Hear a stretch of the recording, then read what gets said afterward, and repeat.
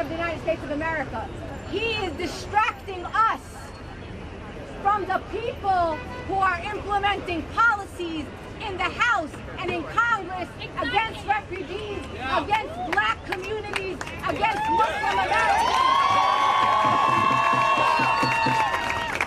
Sisters and brothers, we gotta stay focused on this hate that is not just words. They are policies that are implemented against our community. They are surveillance, unwarranted surveillance of communities based on faith and race and political activity. They are infringing on our freedoms and our free speech.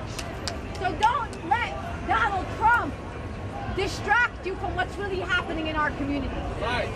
We in this city, in New York City, we stand together.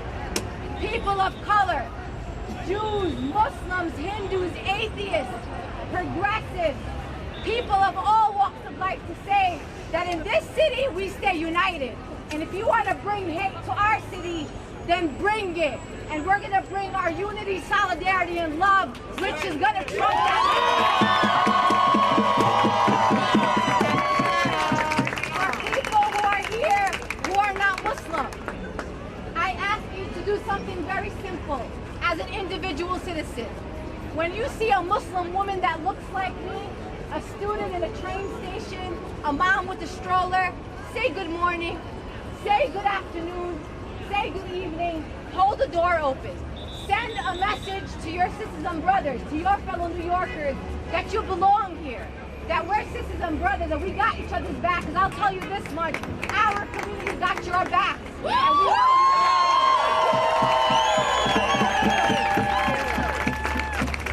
I don't care where refugees are coming from Africa, South America, Southeast Asia, wherever they come from, they are welcomed here. Yes. And we have to remind people that this country right here was built on the backs of black people and immigrants.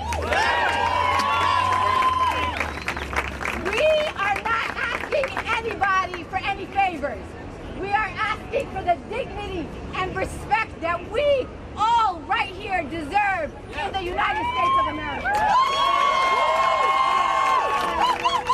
I want you to know that we love you and that your presence here, the decision that you made to come here tonight to send a message of solidarity, is a message of courage, of love, and really what we know New York City stands for, because New York City is us, because this is our city, these are our streets, this is our circle, and this is our country, and we're going to move it forward together. Thank you, everybody.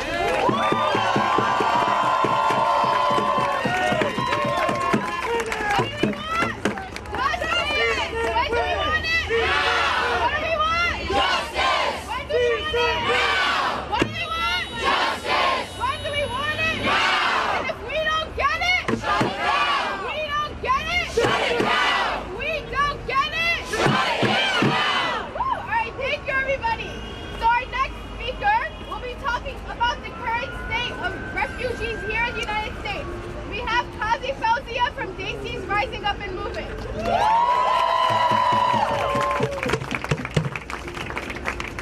Hello everyone, good evening. My name is Kazi Fauzia. I'm here today with my South Asian immigrant boys. Yeah.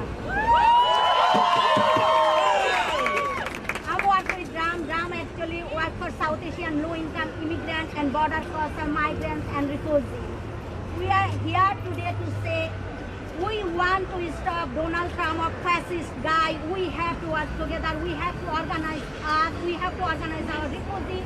We have to organize our border crossers, migrants. So I'm here today to say Donald Trump is not going to decide refugee welcome this city or not. We are the people.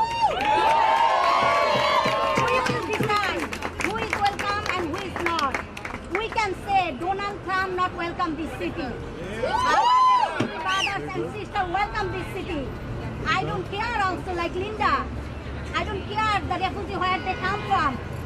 I just care about the refugees from Africa, refugees from Latin America, Central America, East Asia, and Middle East. All refugees will come here because this is our money. The city run by our money, our taxpayer money. Yes. We are the people run this city proper. We are taxi driver, restaurant worker, retail worker, day labor. We run this city well. So this is our decision. Who is welcome this city, who is not. So we can say refugees will welcome this city.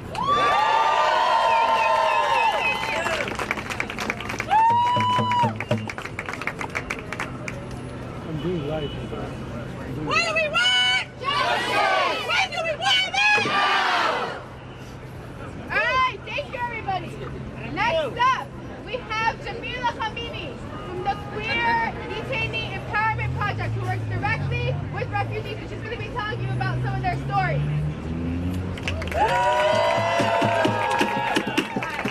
My name is Jamila Khamami with the Queer Detainee Empowerment Project, and QDEP came to be out of a response that there were all these LGBTQI folks trying to flee their countries and come to the United States. And they were ending up in detention and then kind of dumped on the street by ICE. And ICE is Immigration and Customs Enforcement. Has anyone here had any... I'm sorry, this is really loud. This is not working right now.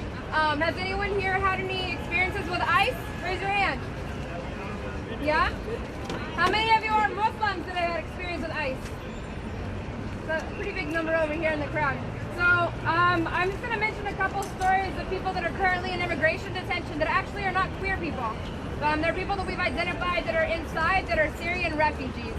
And they ended up inside by fleeing Syria about a year ago, going through Turkey, and then going into Germany. And when they were in Germany, they weren't treated with respect or dignity. So then they fled here, and they ended up in our immigration detention system. And they definitely are survivors of torture. They definitely have experienced incredible violence. And our government still chooses to keep them inside of cages. At QDEP, we don't believe in any form of cages. We're abolitionists. Yeah.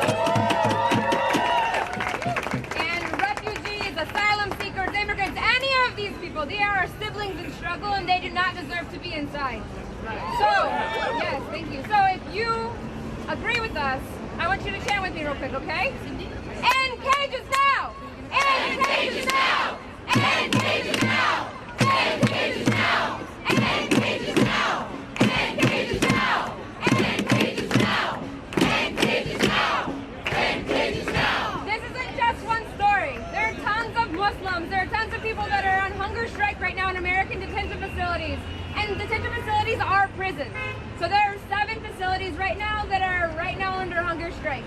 Okay, most of the people that are engaged with that are Bangladeshi. There are people from all over pretty much the Southeast Asian diaspora. Many of them are Muslim. And even though they've passed their credible fear interviews, ICE is still not letting them out. So they've chosen a hunger strike because it's the only control they have over themselves and their own bodies. What kind of government is that? You know, what kind of government is that? So while people say that Trump is a problem, is it really Trump that's a problem? Is that really what the problem is? I think that it's like a systemic issue of America. That we let these things happen to people. That America is built on racism, Islamophobia, xenophobia, right? So I bear that question to you as I end. I know I'm speaking over. But as much as I want to say dump Trump, I think that it's more like we need to crush the system as a whole. Thank you.